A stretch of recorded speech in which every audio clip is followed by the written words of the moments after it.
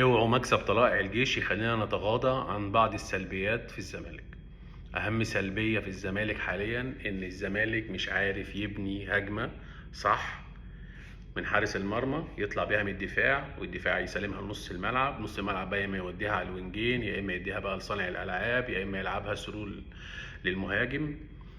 حسام عبد المجيد كل ما يجي يطلع بالكوره 4 أو 5 مرات تتخطف منه. ربنا يبارك له محمد اسماعيل في كوره اللي هي الهدف الاول للزمالك، صلح غلط حسام عبد المجيد وهو بيستلمها، عمل زوم كده، بص امن، راح مبصيها وصلت لبيتزيرا، اتعمل عليه فاول، لعبوا دونجا، حطيناها ايه الهدف الاول ناصر ماهر. ليه احنا مصممين نحط الفرقه تحت ضغط واحنا مش عارفين نبني الهجمه من ورا لقدام؟ ده مش عيب في زمالك او اهلي او اي فرقه، ده عيب ان العيال الصغيره الناشئين دول ما تربوش ان هم يبنوا الهجمه صح، ما تعلموش يبنوا الهجمه صح.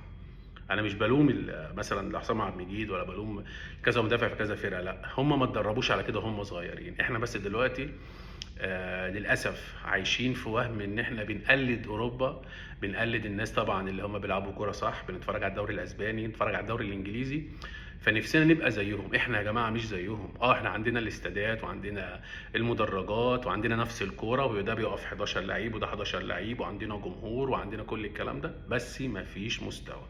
فيا ريت يعني يا اما نصلح حوار ان احنا نطلع بالكوره، يا اما يا جماعه نرجع بالشغل بتاع زمان، نشوط الكوره هوب كانتالوب من حارس المرمى او السيرد باك، وانت وحظك بقى، تيجي نص الملعب يستلمها، تيجي بقى لقدام تنط، انت ونصيبك.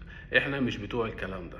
فيا ريت ندرب الناس صح، يا اما كده بقى الموضوع يعني ايه الزمالك يفضل تلت ساعه قدام طلائع الجيش مش عارف يطلع بالكوره ومحصور جوه نص الملعب؟ دي سلبيه يعني اتمنى يبقى ليها علاج. السلبيه الثانيه ان دونجا، ايه يا دونجا؟ دونجا افتكر نفسه دونجا، يستلم الكوره مستواه زي الفل بسم الله ما شاء الله، يشوح بقى، ايه لازمه التشويح وعمال تعترض على بنتايك وتحط الواد تحت ضغط وكوره ومش كوره؟ احنا بنلصم في الفريق، عمالين نلصم في الناس عشان انت فاهم الاغراءات اللي بتيجي. المفروض يا جماعه حد يبقى قاعد فاهم الكلام ده كله، بيدون الكلام ده كله. يعني ايه مش عارف اطلع الكوره يا جماعه من ورا لقدام؟ يعني ايه لعيب كل ماتش بيزعق؟ دي مش اول مره، مش اول مره دونجا يعمل نفس الحوار ده.